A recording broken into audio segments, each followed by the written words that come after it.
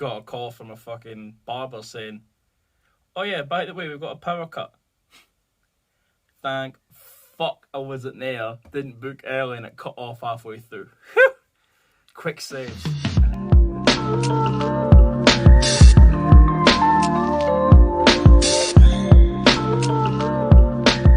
What's good? Cammygbr back at it. So I just wanted to do a video here real quick, just about a few things going on in the world of battle rap in general that I think is worthy of a conversation that might lead to the future of battle rap. Like, we are a culture that's forever moving, so having these new ideas, new things been put across that we all copy each other. Every league does. Before even saying that, all leagues copy each other. So let's just go through what's going on right now. So the first thing I really wanted to talk about is what's going on with Disasters League. And this is kind of one of the reasons I wanted to make the video about this, that they've just had their first event. They ended up having their first battle up on the Red Bull channel, and they got over 1 million views in like 2 days. Obviously, that could be for Axino. It's obviously for Disaster, and it's also for fucking Red Bull. Now, what's great about what like a Disaster and Lush One are saying about their league is that they're given what they call mechanical rights. So that being that their produce, whatever they make, percentages from the channel go to the battler. So they own their material, they put it up on a channel, or if they want to put somewhere else, maybe a league buys it, can be their decision, but they have rights to their material and rights to where it goes. And that's great. Like, anything that gives the battler more power is fucking amazing. And like I said before, mechanical royalties through ASCAP and BMI for battle rappers for life on all their content when they battle on GTX through Sony Orchard. When you battle on GTX, you release NFTs through Band Royalty, which is one of our partners, which you wind up getting mechanical royalties on for the rest of your life. PROs, which are performance royalty organizations. That's ASCAP and BMI. It's like $100. There's other ones as well, but those are the two biggest ones. So like, you have ASCAP or BMI and you register, you take the ISRC code. I'm giving a lot of game right now. You take the ISRC code and then you register your song through ASCAP or BMI. That you can only sign up for one of them, but then you get royalties. So anytime that song gets played, like on TikTok or any streaming service, or if it gets played on a jukebox in a club or anything like that, those agencies, their job is to track your royalties, chase that money and bring it back to you. You're not going to get streaming revenue for that, but because you own the rights to the publishing and you own the rights to your songwriting, you're getting paid off of that. Now, artists know that that's what fucking pays their light bill. That ain't shit. But with the publishing, with the ASCAP and the BMI, you're going to see a lot more of that, and their job is to chase that for you. Battle rappers have never had publishing. We're offering publishing situations every single. So I suggest rappers sign up for ASCAP or BMI. We have a distribution service to distribute your lyrics. Come to fucking GTX. We get you paid the right way. All the leagues should be doing this. In fact, because this knowledge is now out there for the masses, they're somewhat negligent if they don't, because it just shows they don't really give a fuck about you. Because the technology is there. A lot of these people have experiences within the major label system, so it's not like they don't know about it. And this is what several battle rappers who are more woke have been already kicking this knowledge, but no one's done anything about it. So we knocked down the dough and made it happen. And also through the NFTs. So there's multiple ways we're getting that. With GTX, I think we'll be at a point where everyone's going to want to battle a Disaster. Everyone's going to have their big battles on a GTX because of the return investment after a long time. It's not only do you battle Disaster and then that's it done, you get whatever payday, but you then also get some of the rights of the battle. You've got ongoing revenue that keeps on going. This should be a concept for almost all leagues to follow. I think it gives the guys who are top bill, your Disasters, Verbs, even the past. I'm just mentioning people that are on that first card. People who get views, making it worth their while to keep getting more views and keep getting more money. It makes the newer battlers want to face these top tiers for that big pay, develop fan bases, and continue from there. And it's a fucking genius idea. And I don't know how Lush and Disaster get the money in to pay for everything, but if they can keep this going as a league for a long time, this will change battle rap forever. No way this can't change battle rap forever. You know, you even have your pay systems right now like URL, Premier Battles with the Patreon, you know, Caffeine, which free as a streaming services, you know, but if you're a battler and you're wanting to actually, you know, own your material, then GTX must be one of the top leagues to go to. Like, it's with battlers able to put their own effort and develop hype, gather more attention, then when the battle's uploaded, to then get more views, which is more money, which is coming to your bank account. That's incredible. You could have 6 GTX battles, and that's 6 different ways of revenue as long as you promote it right. It's fucking great. Like, that is, it really puts in, people must want a battle of Disaster. It's kind of the point of it. If someone who gets consistent million view battles, consistently, the top guy that battles everyone, you're going to want to face him because he's going to give you money for the long run, as long as I've got the mechanical rights understood correctly. You know, that's fucking insane. Like, salute the Disaster and salute the Lush for, like, as something to bring in, because this is revolutionary and this is something that needs to be pushed more. I think tournaments are going to continue to be a thing, but it's going to be leagues in junction with brand. You know, we've recently had Premier Battles have the Manscaped brand, which is a lot of YouTubers and whatnot use that. And it's sponsored by Manscaped. Shave your balls, like in promoting events, and every battle or so there's like an advert for Manscaped. You know, it's in the flyers. Whoever gets best performance wins a Manscaped goodie bag. You know, putting someone's name on the brand. It can be risky because, well, battle rap's a free speech sport, and, you know, people do say some of the wildest shit. Do you want your company involved? I would say yes, and it shouldn't matter, but taking my biases out of the equation, there is companies that aren't going to want to get involved. Maybe they get hit. Maybe there's a like Pat Stayne round versus Marv, sponsored by Manscaped.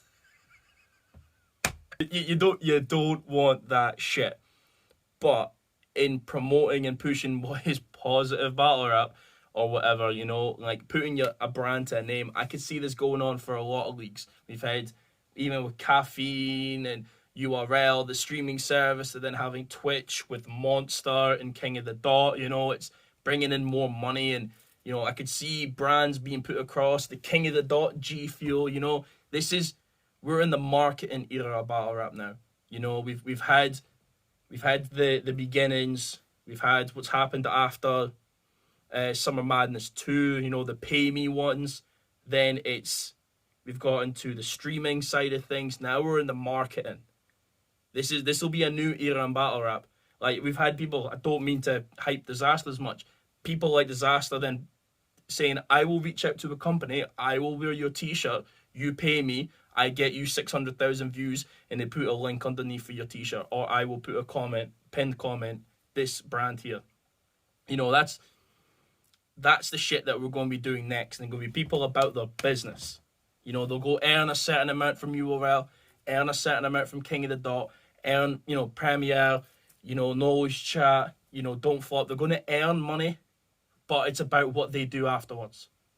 You know, and we're right now in a space where we're just clicking onto it now. It's just getting there now. People are starting, you know, they had Al Capone was probably the first one that we really knew who was paying battlers to wear his stuff, you know, and there's just going to be more and more, and it's just going to be bigger battles. We're on the advertising stage. Like, it's just starting, but watch it. People will be needing money.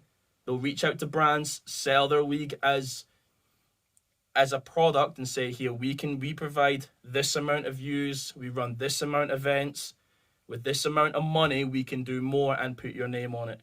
And we can confirm this amount of people will want to see it and can possibly divide into customers afterwards.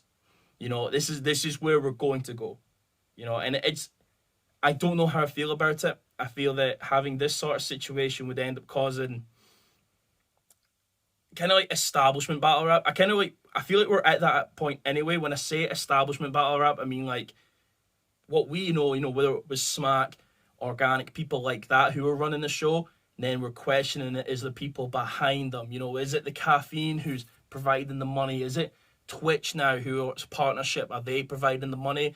Are we losing somewhat of our control for comfortability? That's what I mean when I say establishment battle rap. But it's quite exciting to see the next progression, and it's just something to keep an eye on. Really, it's like I said, King of the Dot do it. Premier Battles are doing it. I think they actually just signed something with some sort of like studio or an event in Manchester, and they do like regular on beat battles now, and they're organising. They got a lump sum, something like that. Fire, you get your money in for more battles at a venue. That's a great idea. And then I wanted to put across just straight to YouTube battles. So RBE are definitely doing this, straight to it event, which has been super successful when it comes to promoting battles and pushing content. Because as much as I've got the URL app, I'm probably going to get the iBattle app at some point. I feel like I'm missing out something. I've just got the Patreon for Premier Battles, but that's a lot of money.